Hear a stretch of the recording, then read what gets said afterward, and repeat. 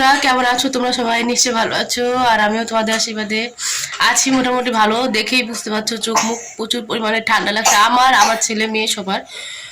তো কেবল রান্না করে উঠলাম, এখন মেয়ের প্রচুর খিদা পাইছে, তো আমি এখন বসে বসে খেতে। তো চলো তোমাদের দেখিয়ে দিই কি রান্না করলাম।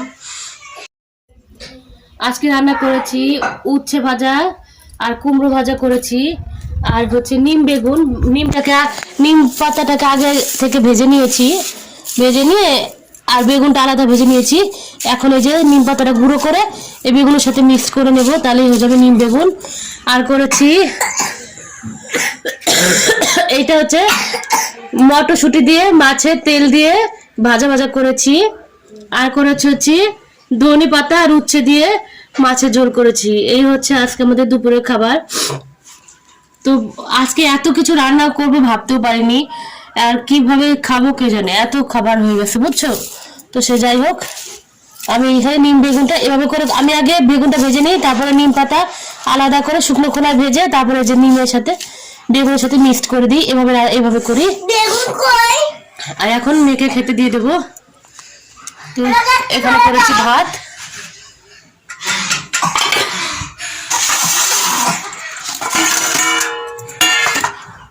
চলে আসো মামা খেতে দিয়ে দিই।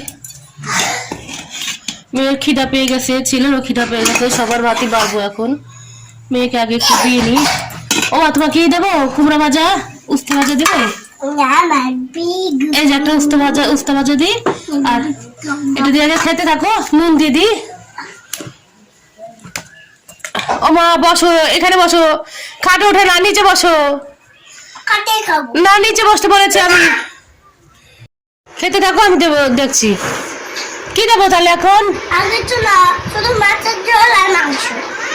আচ্ছা খাও, আচ্ছা খাও, আমি মাছ তোমাকে বেছে দিই, ঠিক আছে? এদিকে আমি রাত নিয়ে বসে পড়েছি। বাবু আয় খেতে আয়। মেয়েটাকে একটু মাছটা কাটা বেছে দিয়ে নি, ও কাটা বেছে খেতে পারবে না। তুমি ওটা দিয়ে খেতে থাকো, চিকেন দিয়ে। হ্যাঁ ওই লেগ পিস ছিল, চিকেন খাওয়া হয়ে গেছে। তারপর সন্ধ্যাবেলা নাস্তা টাস্তা করে রাত্রিবেলা খাবার নিয়ে বসেছি, ভাত নিয়ে। দুই ছেলে মেয়েকে এক থালায় ভাত খাওয়াবো বলে ভাত মা খেয়েছি, আর দেখো বমি করে ধুয়ে দিয়েছি। এখন এতটা ভাত নষ্ট হয়ে গেল, এখন ফেলে দিতে হবে। তোমরা হয়তো ভাববে যে এটা কেন